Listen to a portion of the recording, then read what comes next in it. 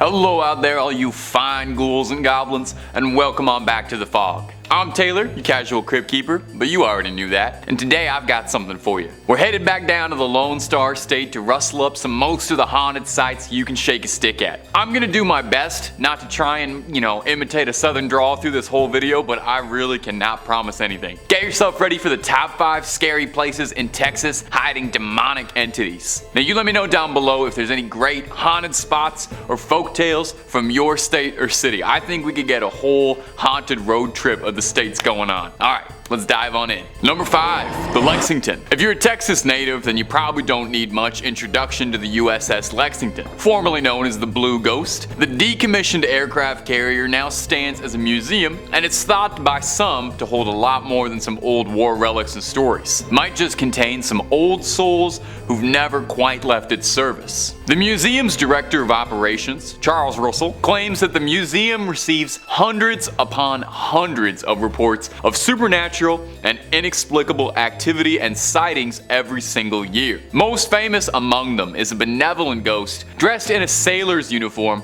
who aids guests in finding their way around the ship before vanishing back into the air. He describes one particularly vivid encounter with a spirit inhabiting his office where, after losing 6 pens over the course of a week, he found all of them arranged perfectly, laying side by side in front of his keyboard. He reassures visitors that the spirits who live aboard the Lexington are playful, not frightful. They're more like Casper in that regard, I guess. Other stories tell sightings and reports of hearing lost souls running for cover after a torpedo attack, describing running sounds and other strange noises in the hangar bay. The paranormal tour guide aboard the Lexington describes it as, this was their home and they don't want to go anywhere else. I kinda get it, I'd want to live on an aircraft carrier. That seems pretty cool. I'd try to swing that as long as I could. Like most purportedly haunted locations, if finding something spooky in the cold steel of the Lexington truly interests you, the museum offers a paranormal investigation tour where guests can spend the night with their own equipment in the hopes of finding someone to trip up your EVP meter. And if that ain't enough for you and you're looking for something spooky from the confines of your own home, well, we can hook you up with that real easy. Click through on Top 5 Scary because we've got loads of videos about haunted spots, ghosts, ghouls, goblins, aliens, cryptids, conspiracies, and just about anything freaky you can think up. Stay subscribed, stay scared, but, stay watching this video as well, okay? We worked hard.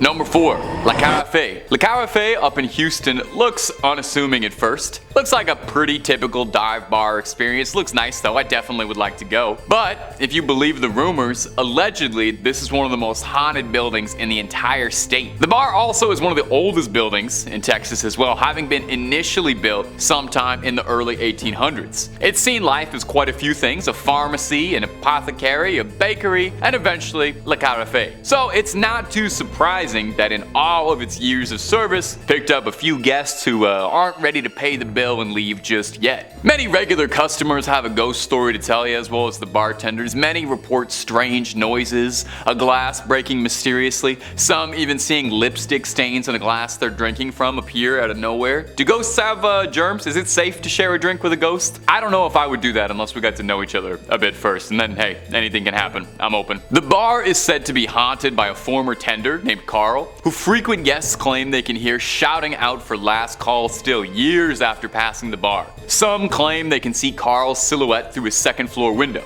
Another ghost said to haunt the premises is the Lady in White, who supposedly pushed attractive women down the stairs. Hardly a way to get them to like you, let me tell you from experience. She's thought to be the ghost of a woman who ran a cat house near the Carafe. Believers say that they see orbs and mist in photos and feel cold spots all over. I guess you could say they serve up more than one kind of spirits.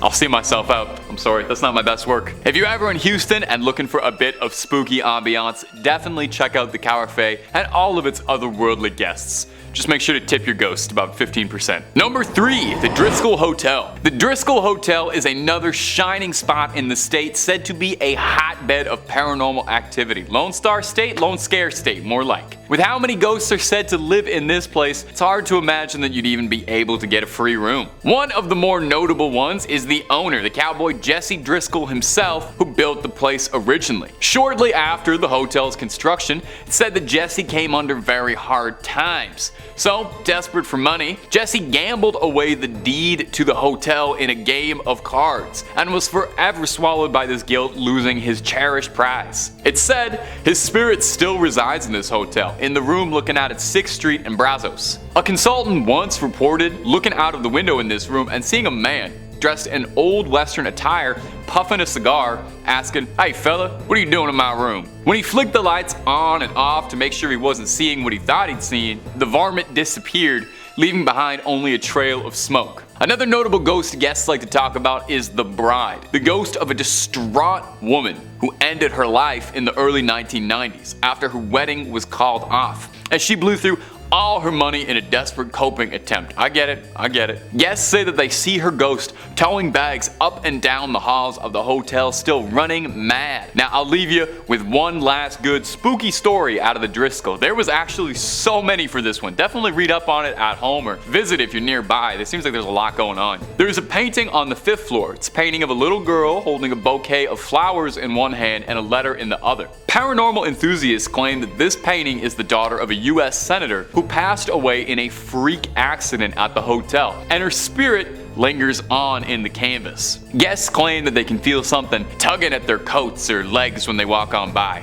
Oof, it's a little too interactive for me for an art experience. Number 2, the Oakwood Cemetery. I gotta say, a cemetery is a pretty classical location for something haunted to be happening. I think we all sort of suspect most cemeteries are haunted as is. I mean, a couple thousand dead bodies all buried underneath the same plot makes my hair stand on end. I said I was gonna try not to do a southern drawl, but I swear it's coming on naturally. I'm sorry. Oakwood Cemetery in particular is well known as a haunted spot to those who believe. It was established sometime in the 1850s, though it's thought that earlier settlers were laid to rest there too. With 23,000 souls resting there, it's no surprise that there is a litany of spooky stories amongst the tombstones. Take a listen to some of the more notable ones I dug up for you. One in particular that gets retold is that of Eula Phillips, a young woman who was struck fatally with an axe on Christmas Eve. Not that there's ever a good day for that, but that's a pretty bad one. Her husband was found guilty, only to be exonerated later when it turned out that there was a series of victims all around the same area matching her profile. 8 others who all fell victim to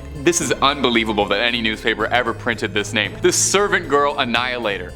I cannot believe they named him that. I've actually featured him in a video before. I can't quite remember the title of it, but click through on every single top 5 scary video until you find it. There are some theorists who suspect the Servant Girl Annihilator and the infamous Jack the Ripper are one and the same, and that guy just could not get enough traveling from country to country. Some local residents claim that Eula's ghost roams the cemetery, lost, afraid, and panicked, unable to come to terms with the vile means of her death. Another very notable ghost is that of Susanna Dickinson. When Lopez de Santa Anna attacked the Alamo, Susanna and her kin were brought into the garrison. The dust cleared and the battle was over, and Susanna met with Santa Anna, where he offered to take her and her children back to Mexico, but she declined, knowing it might even cost her her life. Surprised, Santa Anna spared her, and her account of the Alamo was crucial to understanding and remembering what happened there. Susanna was buried at a plot in Oakwood, and visitors say she constantly appears to strangers, telling her stories all these years on, still remembering the Alamo.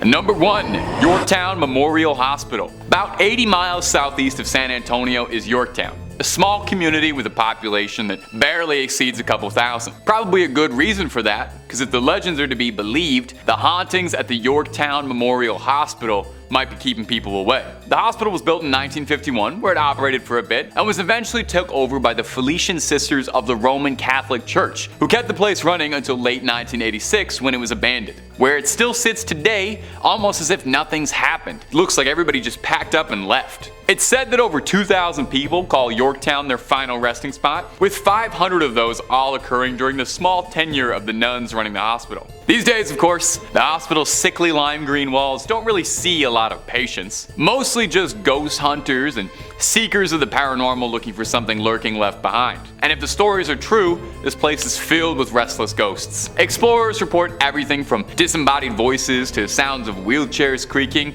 mysterious flashes of lights, orbs, mists, cold chills, you know, the usual who's who greatest hits of haunted spots. Now, you don't even need to be told this place is haunted to worry about it. I mean, just look at it. The place looks like it's straight out of Silent Hill, down to the rusted pipes and leaky hallways, but don't fret, no, there are ghosts. One in particular is that of a late surgeon, one Leon Norierski. He was infamous around the hospital for his sloppy handiwork, and was said to have lost a number of patients in his time, and his spirit as such has been cursed to wander the facilities endlessly. Keeps writing terrifying messages on the wall, but no one can read them because he's a doctor. That's not my best work. I'm really sorry.